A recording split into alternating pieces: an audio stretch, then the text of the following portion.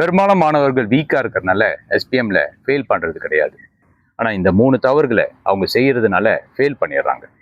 இதில் வருத்தப்படக்கூடிய விஷயம் என்னன்னா, இன்னமும் 90% மாணவர்கள் இதே தவறுகளை செஞ்சுக்கிட்டு இருக்காங்க.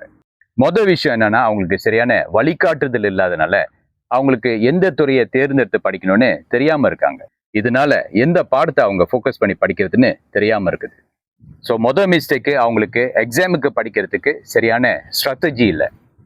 ரெண்டாவது மிஸ்டேக் என்னன்னா, வீக்கான சப்ஜெக்டை புறக்கணிக்கிறது. அதாவது வீக்கான பாடங்களை இம்ப்ரூவ் பண்றதுக்கு சில நடவடிக்கை எடுத்தாகணும்.